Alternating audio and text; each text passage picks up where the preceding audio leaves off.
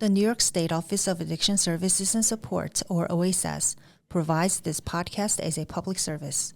Thoughts and opinions expressed do not necessarily represent or reflect those of the agency or state. This is Addiction, the Next Step.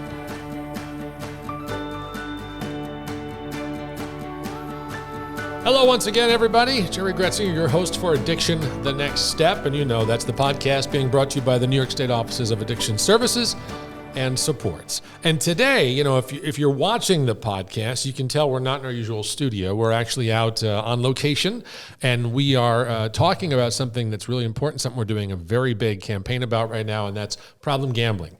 And we are doing quite a bit about it because, as you know, there are so many different avenues for gambling available in New York State and around the world today. We want to make sure that we are providing the services and the avenues to get those to people, certainly throughout the state of New York. And I've got a couple of guests here today who are going to talk to us about what's going on and a really interesting and new opportunity for people that they can find through our website. We'll get to that in a minute. But our guests are Rebecca Cooper. She's from us here at New York State OASAS. She's the Bureau Director for Problem Gambling. And also Jim Huss, sitting immediately to my left, the Senior Vice President of Sales and Customer Success at GamFin. And that's what we're going to talk a little about today, right, Jim? Yes, thanks for having us. All right, thank you. Thank you for sitting in with us today. And so let me start first. I talked about us being on location. And Rebecca, I'm going to start with you. We talk about the importance of having the conversation about problem gambling. And that's what's happening right here where we are today. Let's tell the people who are listening or watching what's going on. Yeah, so we are here kicking off the 30th anniversary of the New York Council on Problem Gambling. And their annual conference has started this afternoon and will be here for the next 2.5 days. And it's a great way to bring together professionals and those with lived experience and those that want to learn more to be able to advance the supports and services that we have for those affected by gambling harms in New York. Yeah, so 30 years, and I think sometimes people might think to themselves, oh, wow, 30 years, that's not very long. But then some people would say, oh, wow, they've been doing this for 30 years. Right. So which of those camps are you in? I'm in, I've been doing it for 30 years. Yeah. So it's been nice to see it evolve, though. Yeah. And you talk about evolving, and that kind of brings us to some of what we'll talk about in this episode. We have a major campaign that is out there across the state of New York, and it's Take a Pause. We want people to be encouraged to take a pause, take a step back if they're getting caught up in mobile sports wagering or any other kind of wagering, so that they can think about how much they're spending, how much time they're putting into it. And we want them to go to our website and seek out services and supports that are available. And one of those things that's new this year in 2025 is what Jim is here to talk about, and that's a partnership we have with GamFin. So Jim, I'm going to go right to you now and say, people that are here at GamFin, what's GamFin? Tell us, what is GamFin? So we provide financial counseling for people experiencing harm from gambling behavior. It could be the people that are around you or the person doing the gambling. It is a free service that's available to anyone in New York State that is experiencing any kind of harm from gambling behavior. And it's thanks to Rebecca and her team that we are able to offer this free of charge to the end client. Okay, so I want you to walk somebody through this, all right? So we say, hey, this is free. It's, you can have some consultation with people. Someone either sees our ad or is on our website and sees this thing about GamFin and says, oh, okay, I can get somebody to offer me a little bit of support and advice. Walk them through the process, right? So they click on the link and it takes them to it, and where do they go next? They come to our website, and basically it'll say book a session. They'll talk a little bit about what we do, and then they will see bios of all our financial counselors, and they're all professionals, they're all accredited. We don't sell anything, so they're not pushed to sell you an insurance policy or tell you that you have to refinance your debt or anything like that. It is strictly a neutral, objective, holistic approach to manage your finances, to get a snapshot of where you are right now and where you want to be. Most of the people that we see, if you're on a financial wellness scale, are from, on a 0 to 10, they're a 0 or a 1. Mm-hmm. And we're trying to get them to a 2 or a 3. We're not doing investment advice. We're not doing any type of, retirement planning. This is about people that are really struggling and in a crisis moment, and we want to give them a source to go and have a conversation about how do I get out of this. Once they take a look at our financial counselors, and we have everybody from on the basic level or the entry level is an accredited financial counselor. Then we have CFPs, and we have several people with PhDs that are providing financial counseling free of charge to the end client. So once they've identified a person, a financial counselor that they can relate to, they simply click on book a time, and they'll pull up a schedule and then just click it, and then it takes place over Zoom. They get all the confirmations. If they are in therapy, we can work with them and their therapist. We are HIPAA compliant across all our platforms, so we're very cognizant of the safety of personal information. Right. And it's a really simple process. And then they have multiple sessions to work on what's going on in their financial world. And so I think you mentioned this when you first started describing the service available. This can be for someone who is, actively involved in gambling. It could be for somebody who maybe lives with someone or is aware of someone who may have this sort of situation, to talk with them about, okay, how can I help? How can I make a difference? Well, if it's the person that is engaging in the behavior, it may be that they want to reduce it. We look at it as gambling should be entertainment. We're not pro or against it. It's about entertainment. And if you wouldn't spend $1,000 on dinner, you probably shouldn't spend $1,000 on gambling. And that's the reality of it. Yeah. So it can be that we can put together a budget and put it in perspective and teach you about the relationship with the money that you have, instead of just saying, I'm placing a wager. For those affected, we get a lot of family members that call in and say, for example, and more common situation than you might think is somebody calls and says, I just found out my house is for sale. Oh, wow. Or that I was denied credit for my car because I didn't know we had all these gambling debts. So these are stories. These are real stories. Hear. These are things that we hear every day. And what we tell them is we can teach you how to put in safety guardrails, money guardrails, to protect yourself from the person who may be engaged in gambling. We can also show you how to take over control of those finances so you can reduce that harm moving forward.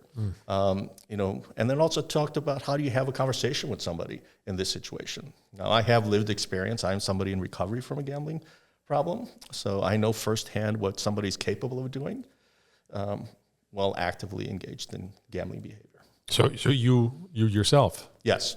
Were involved in this, and you went through some process yourself, I'm sure, yeah. Yes. Yeah.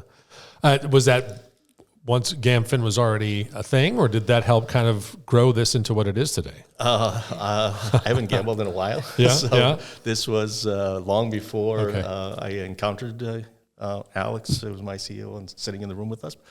But no, this is something I, as we say in GA, I have 21, not yet 22 years of recovery. Good for you. That's terrific. And hopefully, that's a message that people will hear as well, that this can be done. Because I think sometimes, if someone's right in the thick of it, right, and they're like, oh, I don't know what I would do. I don't know what the way out is.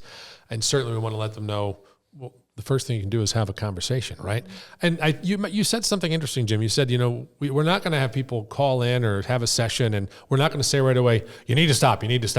It's let's talk about what situation you're in. It might be how to, like you said, put like spending guardrails in place.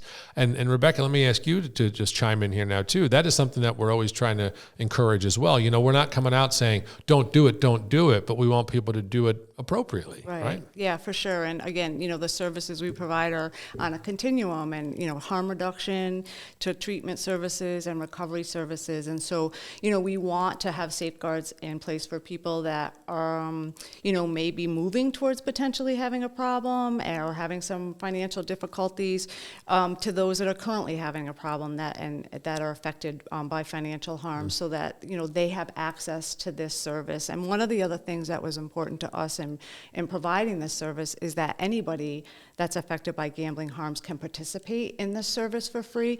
They don't have to be involved in treatment. They don't have to be in recovery, right? So we wanted this to be a preventative, a harm reduction strategy, and also something that would help people get into their own recovery. Mm-hmm. And I think important for people to realize too, no one's going to be on the other side of this line saying, shame on you, you shouldn't do this. That's right. Certainly not. Yeah, and that's a philosophy, I think that we have in providing addiction services in general. Mm-hmm. Like, this is about the person that is affected by gambling or substances, and we're here to help. And our community-based services are here to walk the walk with them and give them whatever support they need. And we know one of the uniquenesses of someone that has a gambling challenge is the financial destruction that it can cause and how quickly that can happen. And, Jim shared some stories, and, when I worked in a clinic, we saw the same thing, right? The financial devastation and the surprise, right? Because it's easy to hide gambling debt. It's harder to see it. It's not as, Correct. It's not as visible. People can take out credit cards in their spouse's name and open a post office box, and there's multiple things that can happen. And so that financial devastation really is key to helping anyone. Yeah, and as you talk about that, I recall one of the podcast episodes we'd done previously, and maybe we can include a link to that in the notes for this episode, about a gentleman who had a real significant issue with gambling himself. And he told his whole story about, how much trouble he got into it. But like you're saying, Jim, he was able to find a way through it. And today has been X number of years. I don't recall the number right now, but without gambling, and he's doing well. And his wife, who, when she found out, was displeased, now is his biggest cheerleader because he's done so well afterwards. So, we want more people who are involved in it in a troubling level at this point to be able to tell a similar story someday. And this is one of the ways that we can help them get there, right? We have the supports, the links available on our website. And Jim, I'm going to get back to you one more time. We do this, all this information, the consultation, the sessions, at no cost to the New Yorker who comes on and says, I want to see if this can help me. Yes, that's correct. Because we know that most of them are feeling anxious about their finances. They may be financially devastated, and they could not afford to pay for services, whether it's to go to therapy with a clinician or to get financial counseling. So we need to make this service available. And what we recognize, and Rebecca and her team, again, they had the foresight to say, okay, well, when people call in for help, they're typically calling about financial issues. They're not calling to say, I have a gambling problem and I want to see a therapist. They say, I'm in credit card debt, I owe money all over the place, I need help with my finances. So what we're trying to do now is respond to what they're asking for, instead of telling them, okay, you called me about your finances, I'm going to tell you to go to treatment. So there's a disconnect there, and I think we lost some people, so now we're trying to move up and be able to connect people and say, okay, we can help you with that question that you may have about your finances right now. We can help you put together a plan moving forward. Meantime, we're also, in most cases, we are encouraging people to get treatment, to get support services, so they can really move forward in their recovery journey or reduce the harm. Yeah, and I think that also speaks well, at OASAS, where we really have that continuum of care, and, that we want to be person-centered and meet people where they're at.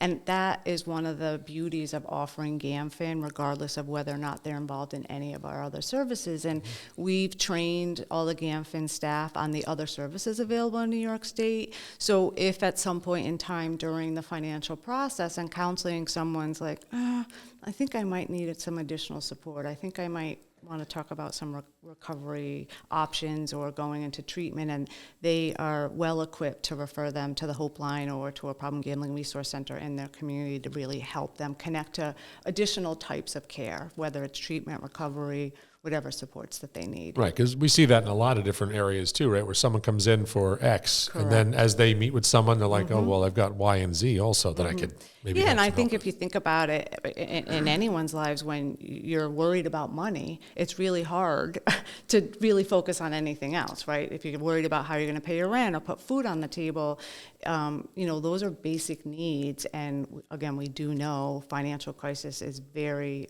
common for those that are affected by gambling harms. All right. So as people are out there either watching or listening, I'm going to try to sum it up here. If you find you're in a situation, where your finances are up in the air, you're not sure what's going on, and maybe you're mobile sports wagering, otherwise gambling, you said they don't always have a plan. They need a plan. So what we're doing right now with GAMFIN, this is like your first step towards finding that plan, figuring out that plan. So we hope that you'll go to the website, oasas.ny.gov. You can go to the problem gambling pages. It's all there. You can take a survey. It'll tell you, where your problem gambling may be, if it is problematic, if it's not. And then, of course, you'll have the direct link to GAMFIN, and the plan can get started if you do indeed need one. Guys, thank you so much, Jim, Rebecca, for sitting down with us to talk about this today. Hopefully we've informed some people about what we're doing and how it can help them. Thanks for having Great, us. thanks. All right. So I already gave you the website, oasas.ny.gov. I just gave it to you a second time. See how I snuck that in there? Also, we have a Hope line you can reach out to, 877-8-HOPE-NY, 877-8-HOPE-NY. Whether you want to go online or on the phone, either way, we're there to help every step of the way. Jerry Gretzinger for Addiction the Next Step. Until next time, be well.